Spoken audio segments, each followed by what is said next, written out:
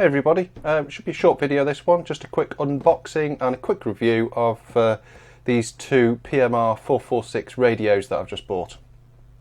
Right, so if we just get rid of one of these, because we don't need to look at both of them. Right, what we have here is a Midland G9E Plus PMR446 radio. I bought two of these together on eBay for £120, so £60 each. That was from a UK business seller, so that's sort of pretty much what you should be expecting to pay retail for one of these brand new. Now, I'm not new to PMR446. I actually had a set of these back in the late 90s when they first came out. The handsets were pretty cheap and nasty back then, at least for the sort of consumer ones. But there's a whole load of people making these now, and there seems to be a massive range. I mean, Midland have a huge range of PMR radios. It's actually a little bit difficult to actually figure out what the differences are between all the different versions. Now, for those of you who don't know what PMR446 is, it's a European-wide standard for license-free handheld radios. They are limited in power to 500 milliwatts. They have to have fixed antennas and various other different regulations about them. But it's a pretty standard system throughout the whole of Europe. Right, let's open the box and see what we have inside.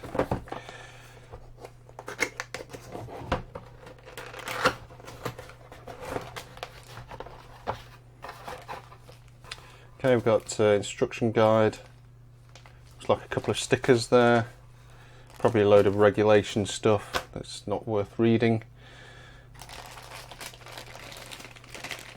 We've got the radio itself, plastic film on the front there, belt clip. Okay, we'll have a proper look at that in a moment. We've got the charging base,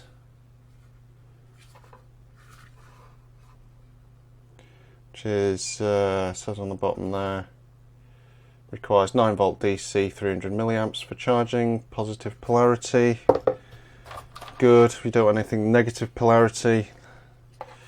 We've got a wall wart. It's heavy, so it'll be a linear power supply, this one, so which is a bit of a shame. I prefer to see DC power supplies, switch mode power supplies, rather than the whole transformer type. It means you can they don't consume quite as much power when you leave them plugged in. And it looks like we've got a UK plug kind of bodged onto there. It's pretty secure though, so I'm sure that'll work fine. And the cable. And over the back here we have 4 AA nickel metal hydride batteries, 1800 milliamp hour. Don't recognise that make. Doesn't look particularly good, but I'm sure they can't be that bad. Right, let's have a look at the. Right, if we just have a look at the actual radio itself, it's fairly lightweight. Plastic is pretty tough, to be honest. It doesn't want to deform or creak or anything. We've got a fairly nice belt clip there, with a little return on the edge there, so that's nice. Come off.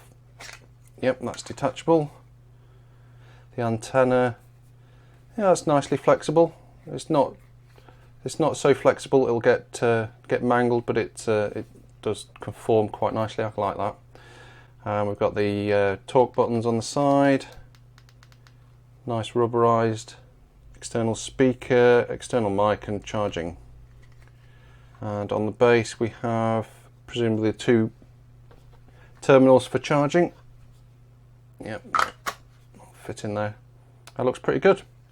Right, so the battery compartment's just here. Nice secure battery cover there. I don't really know how to use it yet, so what I'm going to do, I'm just going to go off camera and learn how to use it, and then I can come back and show you what all the menus do. Right, well, I started doing that, and then I attempted to read the instruction guide here. and it's absolute crap. So forget that. What you need to do is head over to the Midland website. There's a downloadable instruction manual which is far better than the one they include in the box, because this isn't worth more than scrap paper, to be honest. Right, now I've familiarised myself with the menus and everything, I'll just quickly run through them. So we have P1, which is channel 1 of the 8 PMR channels. You can select that through pressing the menu and then pressing up and down. That takes you to P1 to 8, and then there is some pre-programmed CTC codes as particular channels. They'll be specific to Midland, I would expect. Those go up to channel 24, and I'll leave that on the actual channel 1. You've got options there to change the CTCSS channel, so 1 to 38. And next menu up is the digital version of that, the DCS channels, which go up to 104. I'll leave that off for the moment. We've got low and high power options that allows you to change how the push to talk buttons work. You notice here we've got a boost button, so you can have this set so the normal push to talk is only 100 milliwatts, and then the boost is the full 500. Quickly moving on. We've got a Vox function which allows you to talk without pressing the push to talk button. That's sort of hands-free style. And next along we have a silent vibrate call function, different call tones. We've got an automatic Roger beep. We've got a keypad beep as well. I've got that turned off because it's pretty loud. We've got a load of emergency functions. I've got those turned off because I'm probably not going to use any of that stuff. And the DW function allows you to monitor 2 channels at not at the same time. It sort of flicks between the 2, just so you can monitor 2 channels. So you can set that on P2, and if I let that go back, you'll see there it scans between 2 particular channels. We've got an out of range feature, which basically just alerts you if 2 handsets get separated by a particular distance, which means that you can't hear each other. And that's pretty much it as far as the menus go. There are a few things that I've noticed. There's several of the features don't work if you use the emergency feature. You have to turn that off to access other functions, so that's something to think about. The vibrate is an exclusive thing, so if you have vibrate on, it doesn't make any sound, and if you have the sound on, then it doesn't vibrate. You can't have vibrate and sound at the same time, so that's a little bit annoying, but I'm sure that's easy enough to deal with. And finally, we have a keypad lock and a call function, so if you hold the button down, you get a keypad lock, so these buttons then stop working, although they do light the screen up, which is nice. Turn that back off, and then the call button calls the other handset.